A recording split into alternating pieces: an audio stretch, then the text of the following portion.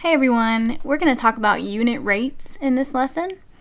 And unit rates, when you hear that term, what we're talking about is an amount of something per quantity of one. So for instance, just in some real world example, let's say we can buy a certain amount of shirts. We've got $20 buys 3 shirts. How many dollars would buy 1 shirt? Okay, so things like that. Unit rates have a denominator of 1. So that's what we're finding. Alright, so we're just going to dive right in and look at an example here. Another example would be Jamie runs 2 miles every 1/3 hour. Let's underline that information. So how many miles would she run in 1 hour? We're going to find her unit rate.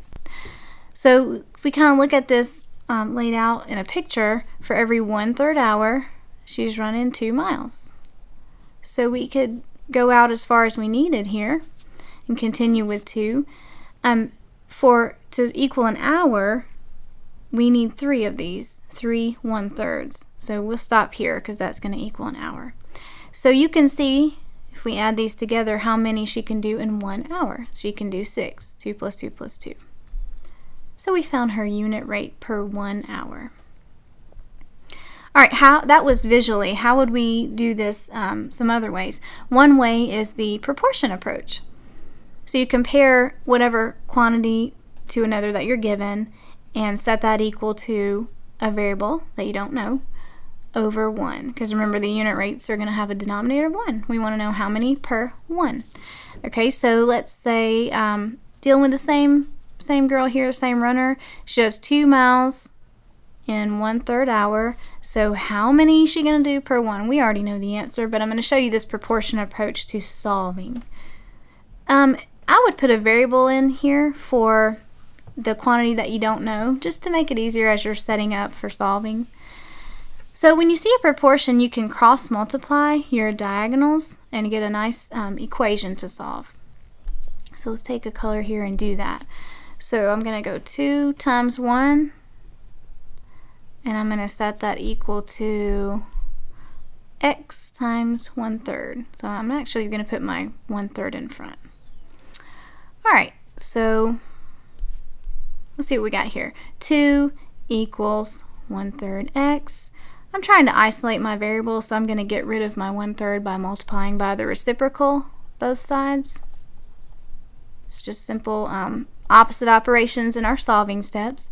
And over on the left-hand side, I've got 3 times 2, which is going to give me 6. On the right-hand side, everything's going to cancel except for my variable. So we just found our answer using the proportion approach. That will work with any of these problems as well. Alright, so let's review. Remember, a unit rate is going to have a denominator of 1. So you can use that proportion approach, or you can find your unit rate simply by dividing your numerator by the denominator quantities that you're given. I will show you that way. So different scenario, if John can blow up 5 balloons in 1/8 of an hour and Carrie can blow up 7 balloons in 1/4 of an hour, who can blow up more balloons in 1 hour? Well, what we're going to have to do is find out exactly what their unit rates are. How many balloons can each person do in 1 hour so that we can compare consistently.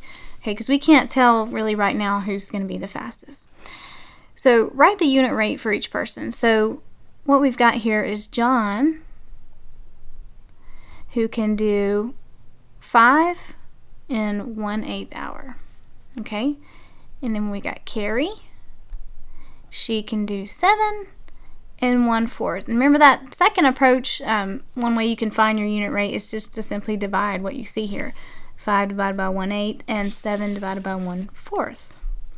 So calculating that out, John is actually going to have, let's get a different color here, 40, an amount of 40 when we do this for his hour, and Carrie's going to have 28.